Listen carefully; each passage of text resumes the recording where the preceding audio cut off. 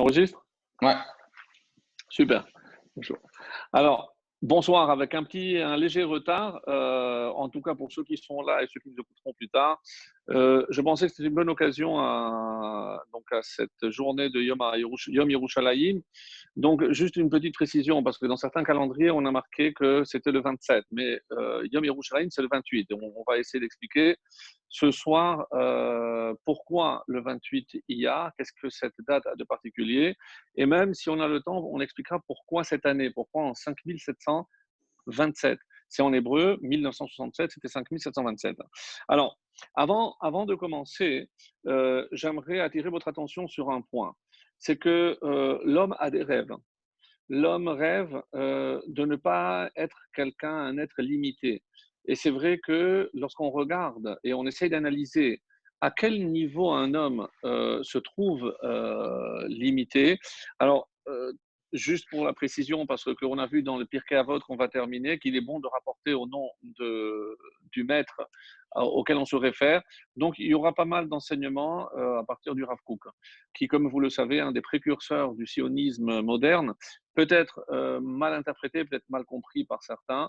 En tout cas, ça reste une figure de proue du judaïsme ici en Israël.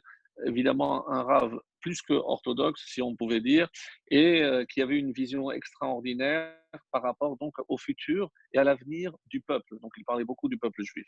Donc, et comme on va le voir, il a donné lui-même l'exemple. Il a fait sa aliyah un 28 Iyar. Donc, il a choisi même la date pour venir en Eretz Israël. Donc, il n'a rien laissé au hasard.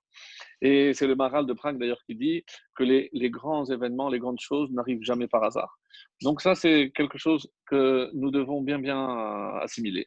Donc, je disais que parmi les rêves de l'homme, c'est de se libérer de toutes ces contraintes. Donc, si on analysait très rapidement, quelles sont les contraintes de l'homme? C'est-à-dire, comment imaginer que l'homme pourrait se libérer? Et quand on parle de contraintes, de quel type de contraintes on parle? Alors, essentiellement, et si vous êtes d'accord avec moi, et vous verrez pourquoi je commence par ce point-là, donc il y en a trois. Donc, il y a trois niveaux. Et le premier, je dirais, c'est le rêve de tout homme, c'est de pouvoir être partout en même temps. C'est-à-dire se libérer de la contrainte de ce qu'on va appeler l'espace. Parce que, évidemment, si je suis là, je ne peux pas être ailleurs. Et un exemple que vous avez devant vous, c'est que moi, je suis à Yerushalayim, vous êtes à Paris ou ailleurs, et vous pouvez me suivre. Donc, qu'est-ce qu'on fait? On efface donc la distance, on efface l'espace finalement. Pourquoi? Pour faire en sorte d'être partout. Et vous allez me dire, oui, mais c'est un rêve aujourd'hui qui commence à être réalité. C'est vrai. Mais regardez par exemple les moyens de transport de plus en plus rapides. Si l'objectif n'était que de gagner du temps, on pourrait se poser la question, mais alors qu'est-ce que je ferais de ce temps? Bon, la, on va dire la civilisation nous a donné donc des loisirs, on a inventé des loisirs pour combler ce temps, mais à l'origine, un voyage de 4 jours que je fais aujourd'hui en 4 heures, donc c'est certainement pas pour perdre ce temps-là dans des loisirs, ce serait stupide, bien que certains profiteraient évidemment pour gagner de l'argent. Donc le but de l'homme, c'est effacer les limites, effacer l'espace et pouvoir être un petit peu comme on dit par rapport à Hachem, l'omniprésent, donc ou l'omnipotent, donc parce qu'il peut être, comme on l'appelle en hébreu, makom, parce que lui, il peut être partout, il est tout. Alors que l'homme se sent toujours un peu inférieur à ce niveau-là. Donc on va créer des machines qui vont aller de plus en plus vite, etc., pour effacer, pour contracter l'espace, comme on appelle ça dans le langage de la Torah, kefitzat derer. Donc c'est d'un point A à un point B. Donc c'est comme si on effaçait et du point A, je le désire et je suis au point B. Alors ça c'est par rapport à l'espace.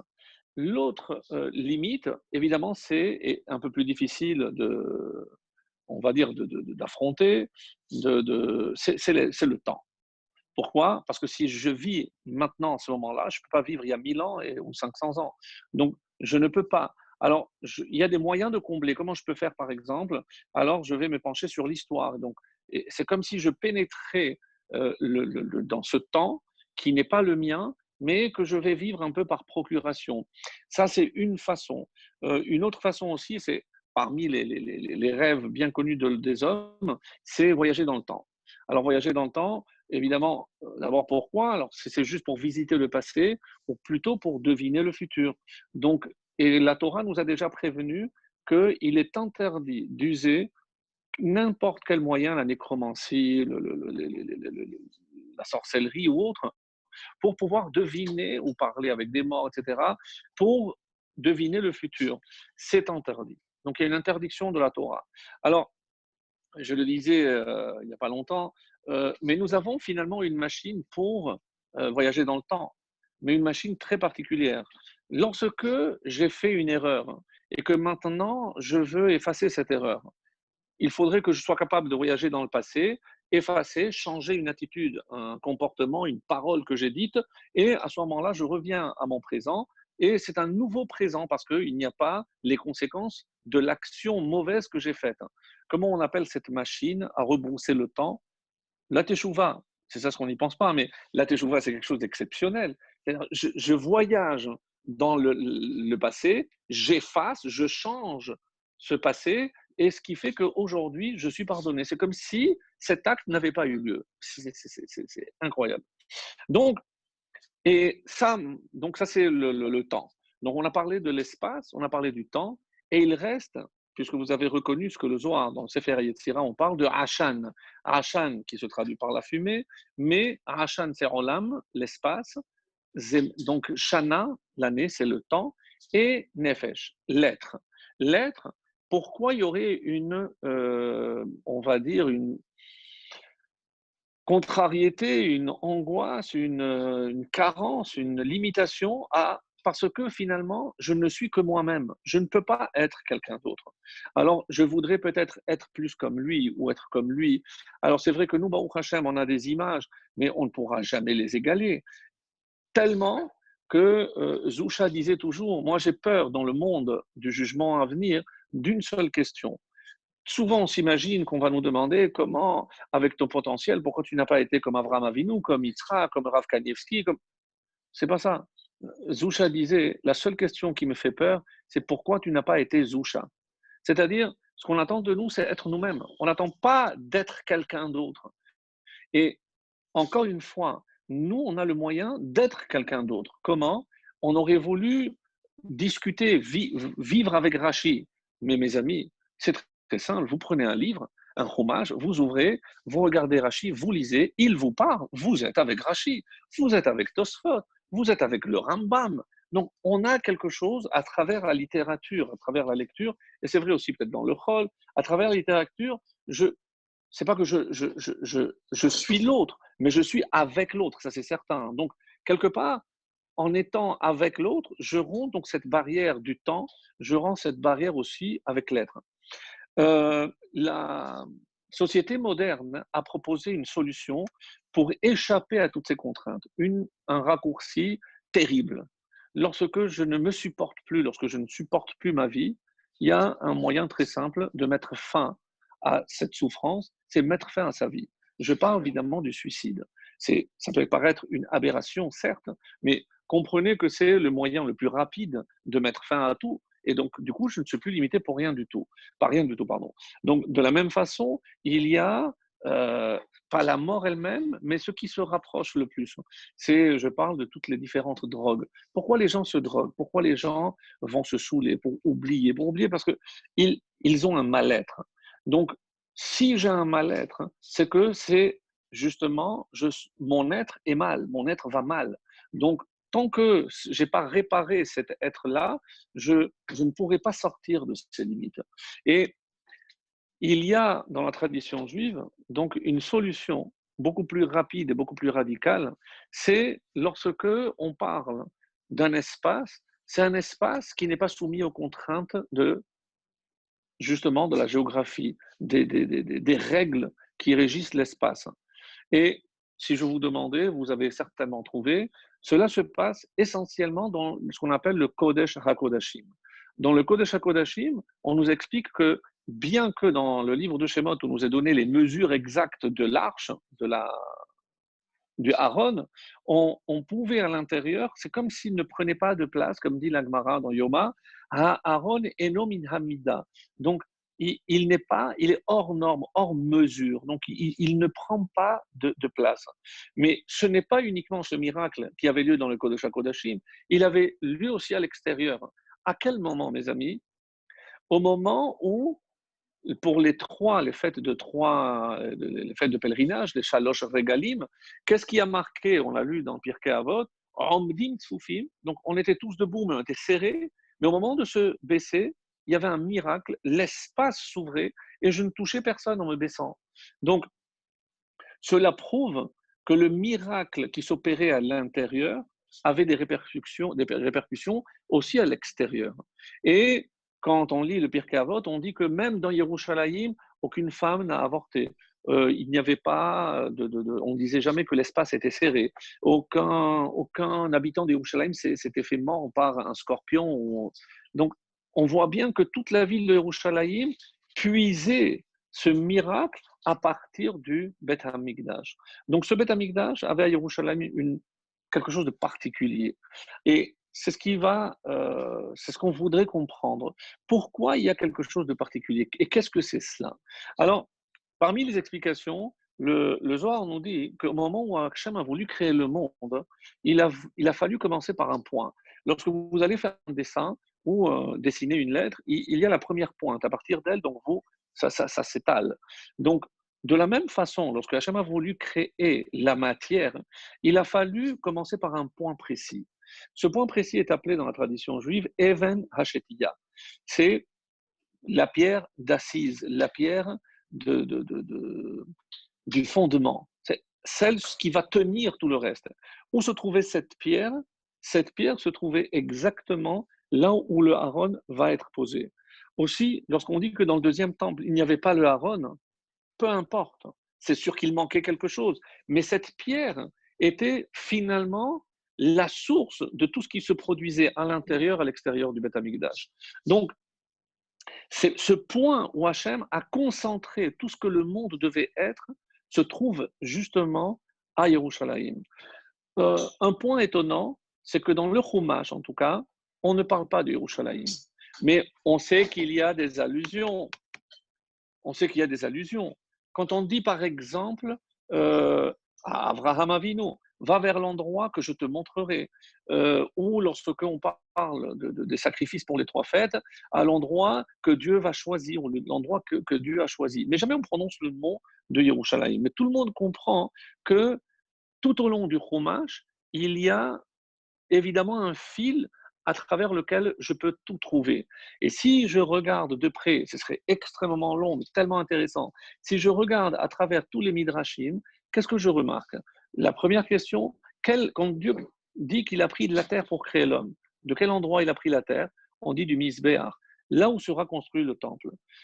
Je saute à Noir. Noir quitte l'arche et il va faire le premier sacrifice. Où a lieu ce sacrifice?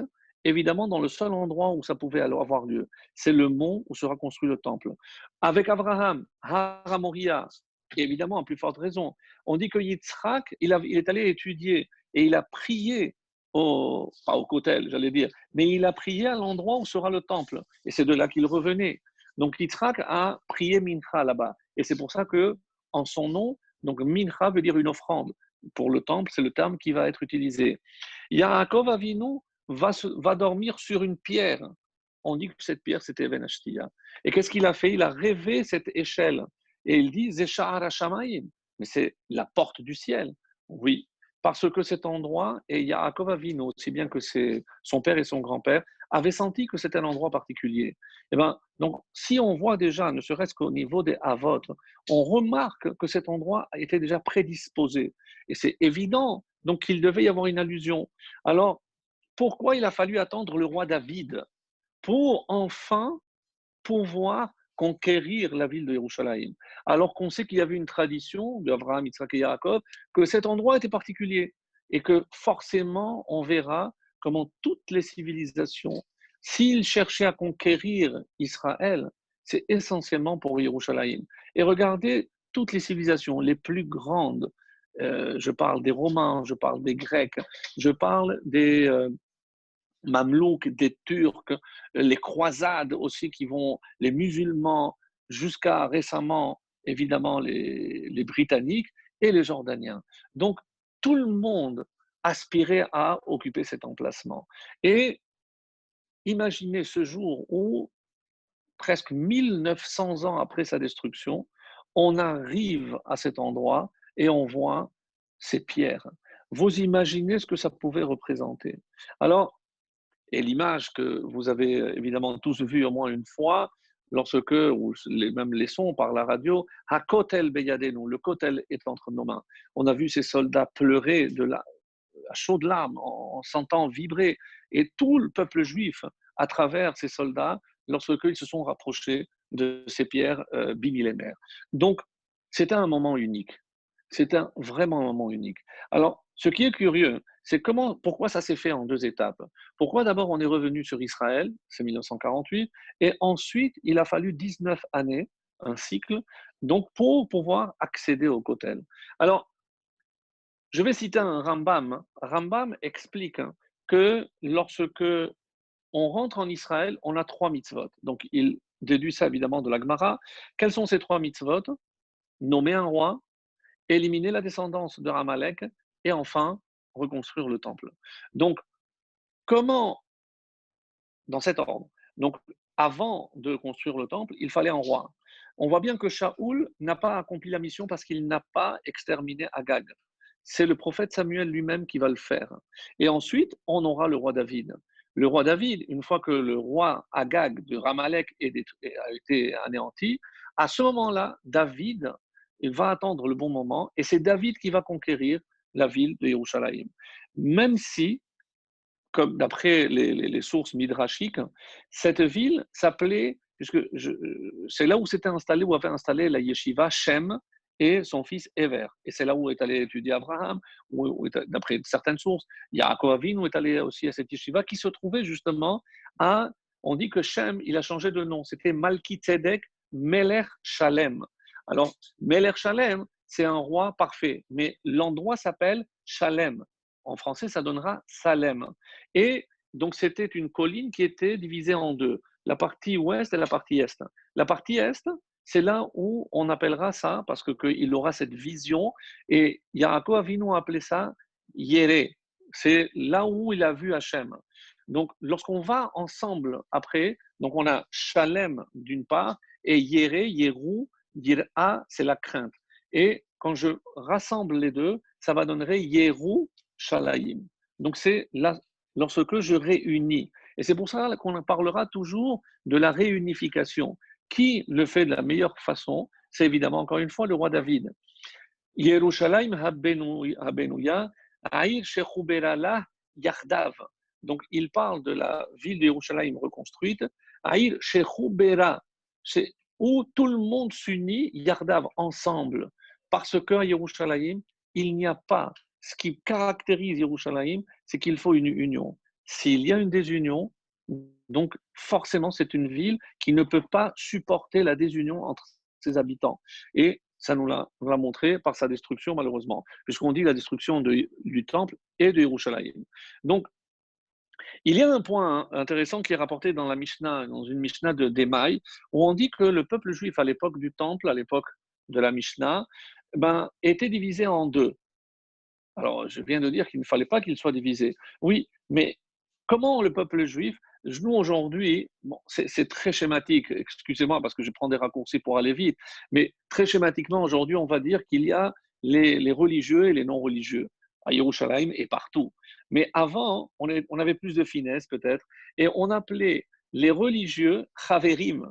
C'est curieux. C'est Chaverim, d'ailleurs, dans le Kuzari, comment s'appelle le sage? Chaver, c'est un ami. Aujourd'hui, un ami. Parce que quelqu'un qui est sage est forcément quelqu'un qui sait s'unir à l'autre. Bon, retenez, ça c'est au passage. Mais, et comment étaient appelés les autres? Am haaretz, littéralement, et c'est pas péjoratif, le peuple de la terre. C'est dans le langage des Chachamim, le Chaver c'est le sage, Am haaretz c'est l'ignorant. Pourquoi? Parce qu'il faisait tellement s'occuper de la terre qu'il ignorait la loi, il ne prenait pas le temps d'aller étudier. d'où l'importance de la Shemitah, entre autres. Et pourquoi c'est d'émail? D'émail parce que les uns ne mangeaient pas chez les autres, pas parce que ce n'était pas cachère, parce que le Ham Haaretz était soupçonné de ne pas prélever comme il fallait.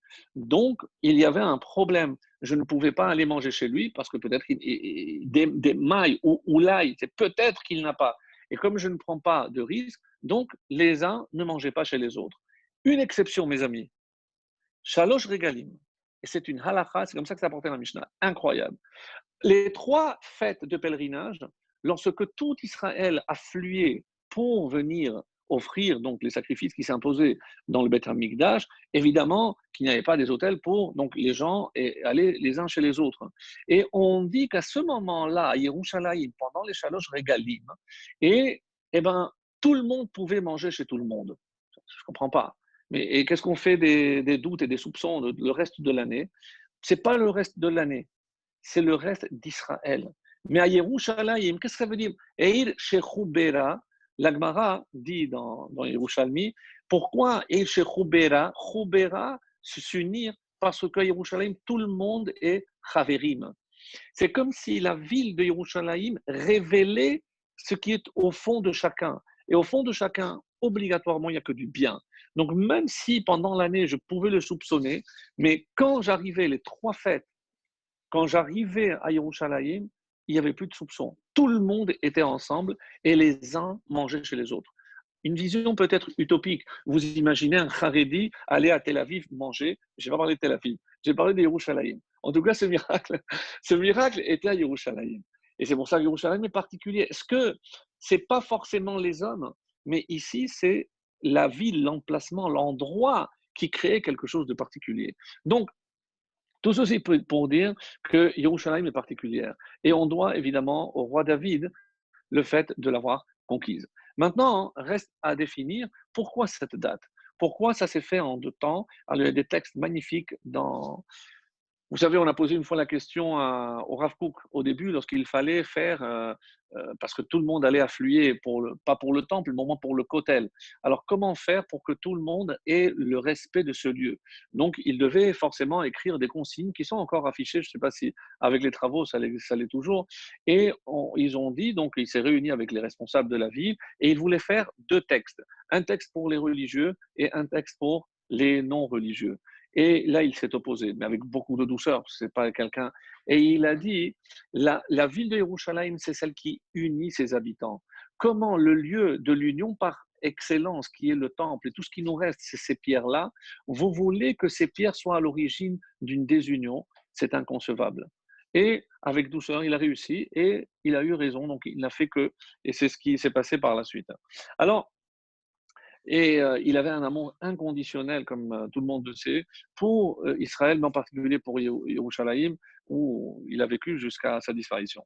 Alors, donc lorsque, maintenant on se pose la question, pourquoi en 2 temps? Comme si Hachem d'abord nous fait venir, et quand je dis que les grandes choses n'arrivent jamais par hasard, c'est d'ailleurs c'est le Maharal, je crois que c'est une citation du Maharal, ça veut dire que imaginez qu'après 1900, presque 2000 ans d'exil, le fait qu'on ait pu revenir sur cette terre, c'est sûr que ce n'est pas le hasard. Alors, on peut après interpréter, mais ce n'est pas à nous de le faire. Une chose est certaine, Hachem nous a permis de revenir, et c'était d'ailleurs aussi, Hatzmaout, c'était aussi le mois de Iyar. Mais ça, je ferme la parenthèse. Donc, mais il y a un décalage. Donc, on revient en 48, il faudra attendre 19 années, en 67, pour pouvoir enfin accéder à cet emplacement, à la sainteté de ce lieu du Kotel. Alors, qu'est-ce qui se passe? Pourquoi? Comme si il fallait une année particulière et une date particulière. Alors, je remonte dans le passé et avant de répondre à cette question, je ne sais pas si Olivier me fait signe par rapport au temps, parce que je ne sais pas si... Pas de problème? J'entends pas. Bon, pas de problème. Bon. Aucun Donc, problème, aucun problème, aucun problème. on n'est pas limité? Non, c'est bon. Ah bon, ok, super. Je pensais faire un petit cours, mais bon, tant que j'ai des choses à dire et que vous êtes là, on continue, mon prochain. Alors, pour vous, c'est pas aussi tard que nous. Hein, Alors, lorsque on remonte dans l'histoire, la sortie d'Égypte, parce que on va quand même lier à Shavuot, même si Bezrat Hashem, on fera le prochain cours le mardi soir, exclusivement sur Shavuot. Alors, Lorsqu'on est sorti d'Égypte, c'était un 15 Nissan. On sait très bien que nous sommes arrivés, et c'est comme ça que c'est rapporté, donc à un endroit qui s'appelait Midbar Sin, le 15, c'est-à-dire juste un mois après. Pourquoi la Torah précise l'emplacement? Parce qu'il se trouve que on avait pris avec nous des réserves pour un mois. Donc on avait pris des matzot pour un mois. Donc on est sorti le 15 Nissan, le 15 Iyar, un mois plus tard, il n'y avait plus de réserve. Quand est-ce que la manne commencera à tomber? Donc dès le lendemain, le 16 Iyar. Donc le 16 Iyar commence à tomber la manne et Hachem, comme c'est marqué dans la Torah, que la manne est tombée 6 jours, parce que le septième, ça n'est pas tombé. Si je compte à partir du 16 et je compte 6 jours, donc c'est 21. Autrement dit, le 22 Iyar, c'était un Shabbat. Et le Shabbat, donc non seulement on ne s'est pas déplacé, mais il n'y a pas eu de manne. Donc il a fallu se déplacer. Il faudra aller voir dans la paracha de Mas'eh, puisque où est-ce qu'on va? Vous le savez tous. Donc, on est sorti d'Égypte, on a reçu la manne et on se dirige vers le Midbar Sinaï. Mais quand est-ce qu'on arrive au Midbar Sinaï? On arrive Rosh Chodesh, comme c'est marqué dans la Torah, le texte que nous lirons à Shavuot, Bar Chodesh HaShelishi Be'echad LaChodesh. Donc, le troisième mois, Nissan, Iyar, Sivan. Donc, le premier Sivan, on arrive au Sinaï. C'est là où va se passer, après d'abord les 3 premiers jours de préparation, 3 jours d'isolement, et ensuite on recevra à Torah le 6 Sivan. Donc, qu'est-ce qui s'est passé entre donc, le 22, le Shabbat, c'était un 22 Iyar, comme je l'ai rappelé, et le premier Nissan, le premier Sivan. Donc, il y a eu ici, comme on va le voir dans la paracha de Mas'eh, des étapes. Et il y a 2 étapes. Alors, comme il y a 2 étapes et qu'il fallait un jour de voyage et un jour pour atteindre, donc rester dans cette étape, donc si je fais le calcul, et même si c'est un peu fastidieux, mais c'est pour vous montrer quelque chose de très important, c'est pour ça que je prends le temps. Donc, si je calcule, donc les 2 étapes qui sont marquées dans la paracha de Mas'eh s'appellent Alouche et Dovka. Donc, Vaïsrou les Maséhem, ils ont commencé à voyager dès le lendemain du 22, c'est-à-dire le 23. S'ils voyagent le 23, donc ils arrivent à la première étape à Louche le 24. Donc, on va imaginer qu'il reste un jour à Alouche. Donc, ils repartent. Ils repartent donc le 25. Et ils arrivent à la deuxième étape qui s'appelle Dovka le 26. Donc, le 26, et qu'est-ce qui se passe? Le 27, ils voyagent. Et où est-ce qu'ils vont? La Torah nous dit qu'ils sont arrivés à Rephidim. Et dès qu'ils se sont arrivés à Rephidim, donc le 27, qui c'est qui arrive en même temps qu'eux? Va y avoir Amalek. Amalek arrive. Mais qu'est-ce qu'il dit Moshe à Yehoshua? Bechar le Anashim, va choisir des hommes, veilachem machar, et tu feras la guerre demain. Mes amis, d'après ça, si on est arrivé à Rephidim le 27 et qu'on a affronté Amalek le lendemain, comme c'est marqué, donc il s'agit de quelle date? Le 28. Le 28, Iyar, on a lutté, la première guerre contre Amalek a eu lieu le 28 Iyar. C'est incroyable. Donc c'est la première guerre contre Amalek, mais on peut dire que c'est la première guerre, puisque on vient d'arriver, d'Égypte et on est déjà confronté à notre premier ennemi. Le Rambam, se basant sur la Gemara, nous dit qu'en arrivant à la terre d'Israël, il y a 3 mitzvot dont on a parlé, c'est choisir un roi et éliminer Amalek. Donc, éliminer Amalek est forcément lié à obligatoirement choisir un roi et construire le Beth Amikdash. Donc, le 28, on a livré cette bataille contre Amalek, et le 29, on arrive au Sinaï. Donc, le 29, on voyage, donc le lendemain, et on arrive c'était le premier Sivan, on arrive au Har Sinaï. Donc, on montre à partir de la Torah, à partir de différents textes, que le 28 Iyar, même s'il n'est pas cité, il y a déjà forcément quelque chose d'extraordinaire. Donc il y a quelque chose, on va dire, un signe précurseur. Par ailleurs, qu'est-ce qui se passe lorsque on voit un commentaire magnifique de Rabbi Ovadia Bibartinora. Donc, c'est un Italien. Pour ceux qui étudient la Mishnah, ils savent que c'est le premier, le plus important commentateur de la Mishnah. Et il raconte dans un ouvrage très connu qu'il a fait des voyages en Israël. Il a voyagé aussi en Israël. Et dans un de ses voyages, il décrit ce qu'il a vu. Et il dit que c'était un 28 Iyar. Et il a vu des gens arriver de partout. Nous parlons il y a 4 siècles, donc il y a 400 ans. Donc on ne parle pas de Yom Yerushalayim, cela va de soi. Donc, et c'était un 28 Iyar. Et il explique qu'il voit plein de gens arriver devant la tombe de qui? De Shemuel Hanavi. Alors, pour ceux qui l'ont visité ou ceux qui ne l'ont pas encore fait, Shemuel Hanavi est enterré ici à Yerushalayim, à l'entrée de Yerushalayim. Et ce qui est extraordinaire, c'est qu'il y a un doute par rapport à la date exacte de son décès. Mais en tout cas, on a retenu le 28 Iyar et de tout temps, et c'est grâce à ce témoignage, où déjà on savait qu'il y avait un pèlerinage organisé le 28 Iyar et c'était un jour de fête. Alors on ne comprend pas pourquoi c'était un jour de fête. Que représente Shmuel? Shmuel Hanavi, on parle du prophète Samuel. Le prophète Samuel, comme vous le savez, c'est le premier prophète, et c'est celui qui a nommé 2 rois. Il a nommé le premier, c'était Shaoul. Lorsque Shaoul a désobéi, il aurait dû non seulement tuer toute la famille et le royaume de Amalek, mais il a laissé en vie le roi Agag. Et c'est Shmuel en personne qui va couper la tête à Agag. Et à partir de là, il sera contraint de nommer un autre roi. Et évidemment, qui est ce roi? C'est David. Le roi David a été nommé par Shmuel. Shmuel s'est défait du roi de Amalek. Et qu'est-ce qu'il manque? Le temple. Eh bien, d'après une tradition pas assez connue, Shmuel, c'est la personne, celui qui a livré les plans du Beth Hamikdash à David, qui les a remis à son fils Shlomo HaMelech. C'est-à-dire que Shmuel est la personne qui incarne ces 3 mitzvot en même temps. Ces 3 mitzvot en même temps, c'est-à-dire nommer un roi, éliminer Amalek et construire le temple. Il ne l'a pas fait de ses mains, à part couper la tête d'Amalek. Mais évidemment que le sort de Yerushalayim est obligatoirement lié à celui de Shmuel Hanavi.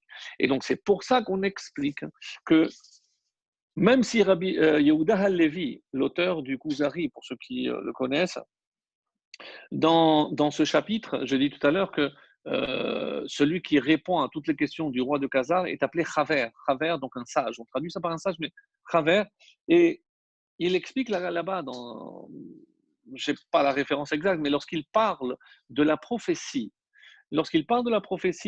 il dit que le prophète peut choisir le jour de sa mort. Il décide de s'allonger et de dire à Hachem, j'ai accompli ma mission. Et Hachem vient prendre son âme. Donc, c'est peut-être une prérogative qui est laissée à Yechidé Ségoula, comme on dit, vraiment une élite, mais en tout cas, le prophète. Alors, si ce que dit Yehuda Halevi est vrai, alors la question, c'est pas que Shmuel Hanavi est mort le 28, c'est qu'il aurait choisi cette date. Et c'est pour ça que c'est étonnant. Alors, je reviens donc à un ancien cours que nous avons eu ensemble par rapport au Homer.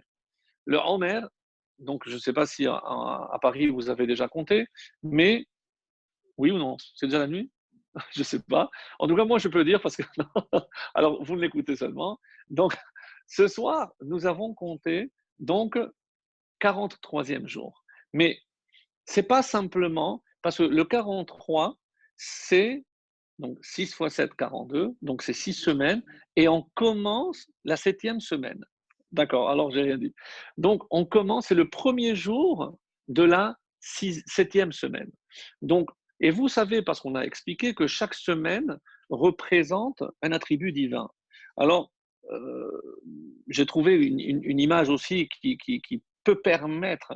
Donc on sait très bien que lorsque la lumière descend, il lui faut des filtres pour que la lumière puisse arriver. Ou alors c'est comme un habit. Hachem, il s'habille. Quand il doit descendre pour agir dans ce monde, il doit mettre des habits.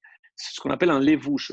Et il y a 7 habits, comme il y a d'ailleurs 7 cieux qui séparent la terre du ciel, du Rakia. Donc, chaque semaine, on a dit qu'on a travaillé sur un de ces attributs qui doit être parfait aussi chez nous. La première semaine, c'était Chesed. La deuxième, Gevura, la rigueur, etc., etc. On arrive à la 7e semaine. La 7e semaine, c'est donc la septième séphira, la dernière, qui est liée à David. Puisque si je commence par 7, Abraham, Yitzhak, Yaakov, Moshe, Aaron, Yosef, David. Donc la 7e semaine est liée à David. On vient de parler de David. Et comment s'appelle cette séphira? Malchut, la royauté. Et quelle est la ville de la royauté? C'est évidemment Yerushalayim. Et donc, ce soir, on va calculer, et pour ceux qui lisent les petites lettres, c'est Chesed Sheba Malchut. Chesed, la première sphère, de Malchut, de la 7e, parce que c'est le premier jour des 7 jours. Donc, ce qu'on veut dire par là, c'est que dès qu'on rentre dans Malchut, c'est le jour de Yerushalayim. Et Yerushalayim qui est intimement lié au roi. Pourquoi, répondent nos Chachamim, on n'a pas parlé de Yerushalayim clairement dans la Torah? Pourquoi David n'est pas allé directement? Pourquoi Abraham, on ne dit pas? Il y avait un problème. Quel était ce problème? C'est que Yerushalayim ne pouvait être Yerushalayim que si elle était conquise par un roi. Parce que comme Yerushalayim représente la royauté, et la royauté de Dieu sur terre à travers le roi d'Israël, tant qu'il n'y avait pas un roi qui allait, lui, marquer toute la dynastie royale jusqu'au Messie, donc Shaoul ne pouvait pas faire partie. Donc, dès David, David a reçu l'ordre et il savait exactement où se trouvait Yerushalayim, et c'est lui qui va conquérir, et il va y mourir. Et il va évidemment laisser son fils construire ce temple. Donc, on voit bien qu'il y a un lien entre le 28 Iyar, c'est-à-dire le jour qui commence ce soir et demain, avec Malchut, avec la royauté, avec le roi David et avec la ville de Yerushalayim. Donc, forcément, c'était lié. Alors, on va aller plus loin. Alors, vous me suivez toujours, hein, vous êtes avec moi. Donc, si je dis maintenant que, et on a déjà vu ça, puisque le Talmud avait dit que ce monde va durer 6 millénaires. Pourquoi 6 millénaires et d'où le sais-je? Parce que chaque millénaire correspond à un jour de la création. Donc, dimanche, le premier jour de la création, donc c'est le lendemain de Shabbat, et je vais jusqu'au vendredi, qui est le 6e jour, Yom HaShishi. Et là encore, c'est le fameux 6 Sivan aussi, c'est le seul qui a un Ha. Donc, le He Hayedi'a, c'est l'article défini le 6e. Ce n'est pas un 6e quelconque, comme je dis Yom Hamishi, mais je dis Yom Hashishi. Donc il y avait déjà donc, une condition, le 6e jour de la création avec le 6 Sivan. Et si je termine le vendredi, je rentre dans Shabbat. Mais avant de rentrer dans Shabbat, et je sais que la veille de Shabbat, ça a un nom. Et d'ailleurs, quand je regarde les prières, le livre de prières, comment s'appelle ce qui précède le Shabbat? Comment j'appelle? Je dis Erev Shabbat. J'appelle ça la veille de Shabbat. Et tout le monde sait qu'on n'attend pas la sortie des étoiles pour faire entrer le Shabbat. Donc, le Shabbat rentre Erev, depuis la veille. Mais combien de temps? Alors, nous, on calcule en minutes, donc on sait que c'est 20 minutes avant le coucher du soleil, mais que normalement, la limite, l'extrême limite, c'est le coucher du soleil. Donc, en général, on rajoute, et c'est pour ça que vous allez voir dans vos calendriers, que l'allumage des bougies du vendredi, du Shabbat, c'est pas le coucher du soleil, mais 20 minutes avant, ou 18, pour être plus exact. À Yerushalayim, c'est la seule ville au monde où on ne fait pas ni 18 ni 20, mais le double. On fait 40 minutes. Donc ici à Yerushalayim, on fait rentrer le Shabbat 40 minutes avant le coucher du soleil. Alors, ça laisse le temps de faire un petit discours à Arvit ou avant Arvit, c'est plus sympathique. Alors, pourquoi? Parce que c'est comme si Yerushalayim qui marque la ville du Messie, la ville où doit arriver le Mashiach, et on est tellement pressé qu'on précède encore l'entrée du Shabbat. C'est comme si on voulait avancer la venue du Mashiach. Et c'est pour ça que lorsque l'heure où il y a, qu'est-ce que les Chachamim disent en premier? Essayez d'allumer le plus tôt possible les lumières de bougies de Shabbat. Pourquoi? Parce que d'après ce que je viens d'expliquer, faire rentrer le Shabbat avant, c'est faire avancer les temps messianiques. Et c'est ça ce qui est.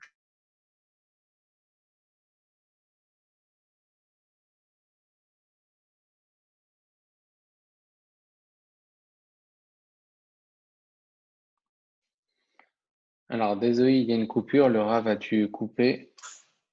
On va revoir ça tout de suite. 2 minutes, attendez.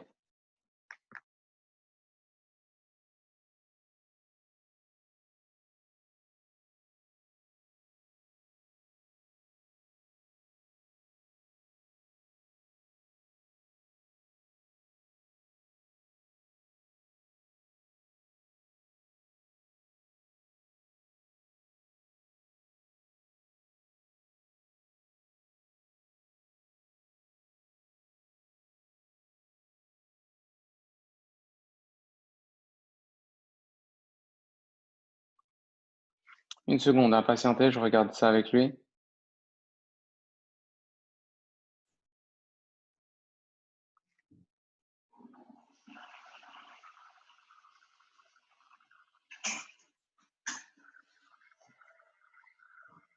Je ne sais plus où j'en étais, donc on continue. Donc,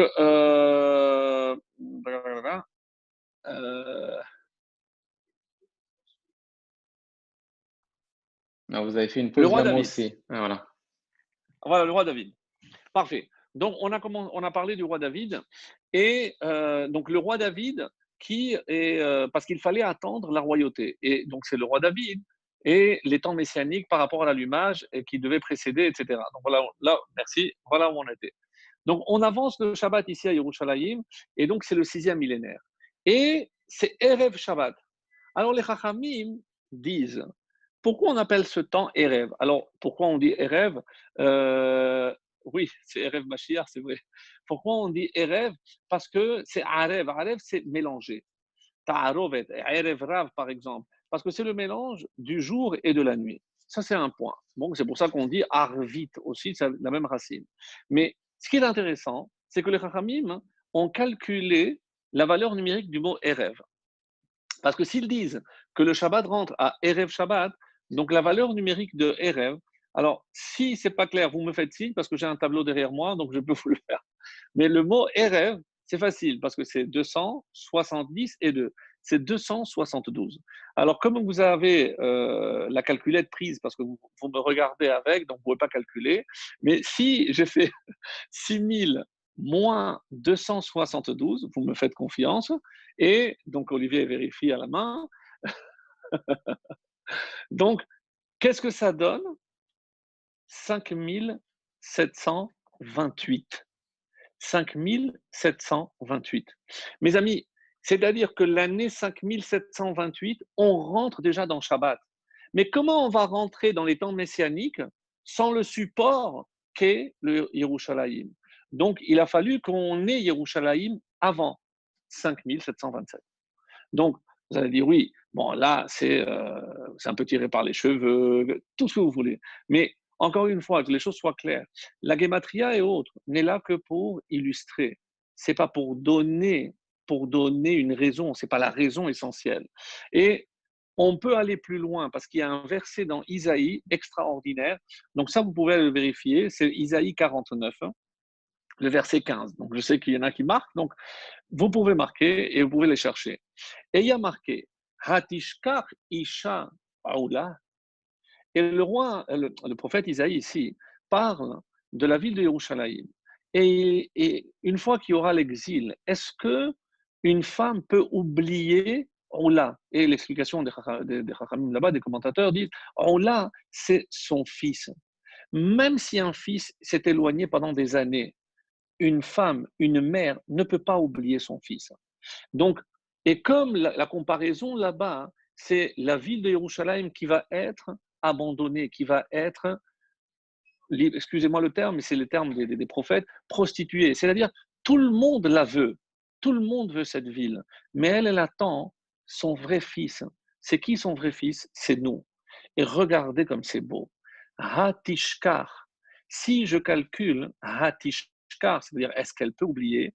Si je dis que c'est une année, Hatashkar. He, c'est 5000. Tav, Shin, c'est 400 et 300. 700, 5700, car, kaf, chet, c'est 28, 5728. Quand est-ce qu'elle va se rappeler de son fils? En 5728. C'est-à-dire qu'en 5728, on sera déjà ici à Yerushalayim. Alors, vous allez me dire, bon, ce sont des textes, c'est une façon évidemment d'apprendre. Et il faut comprendre que obligatoirement, il y a des choses extrêmement profondes qui se cachent à l'intérieur de tout ce qu'on dit ici.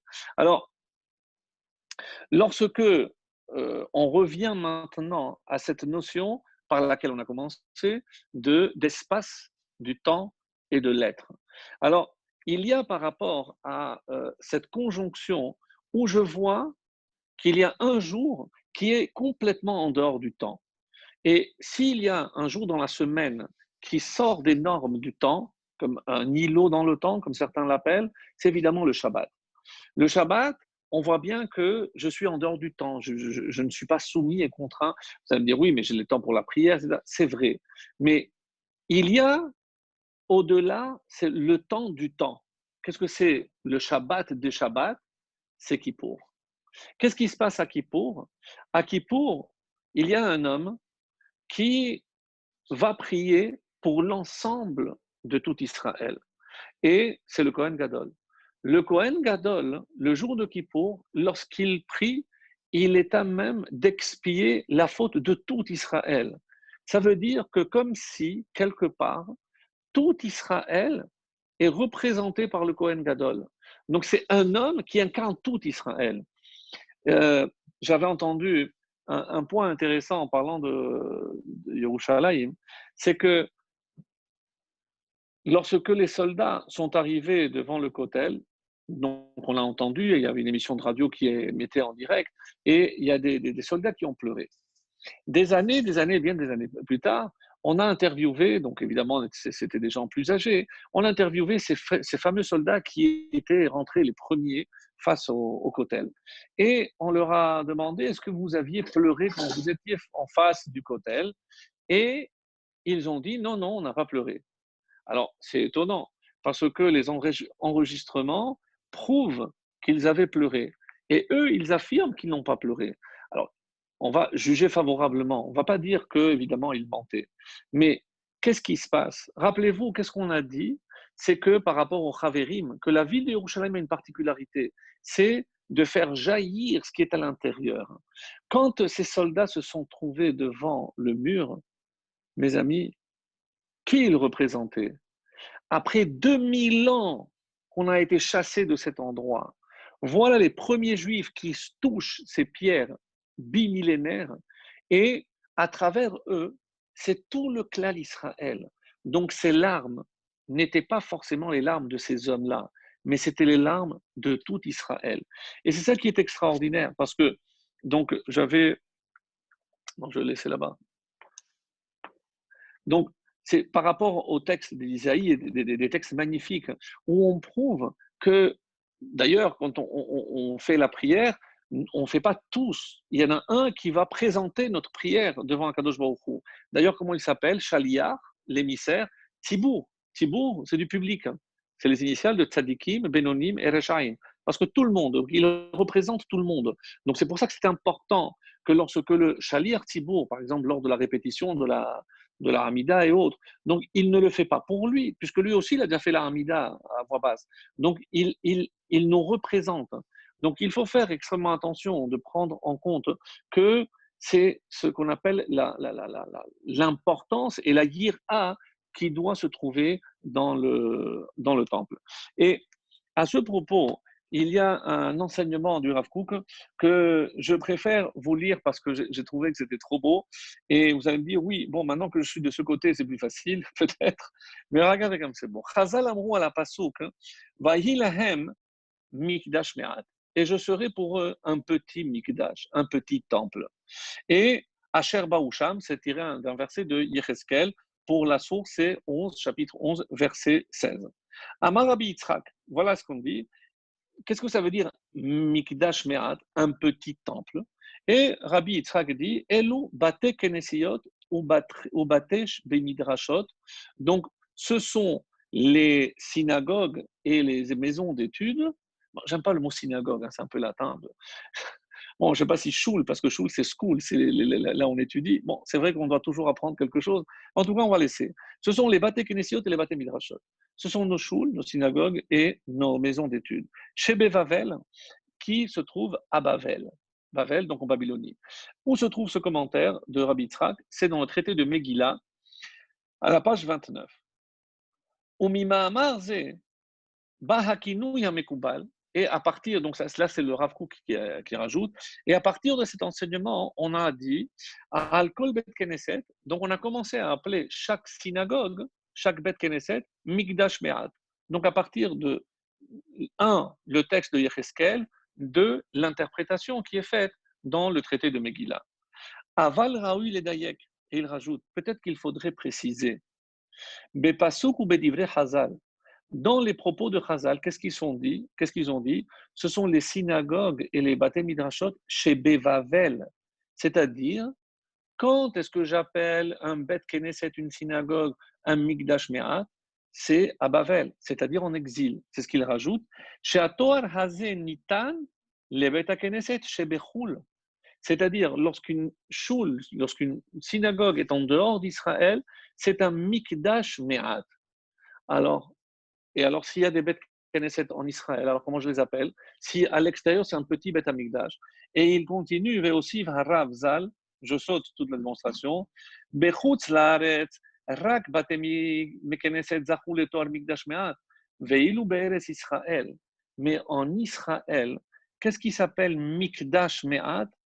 Kol bet Yehudi hu Mikdash me'at.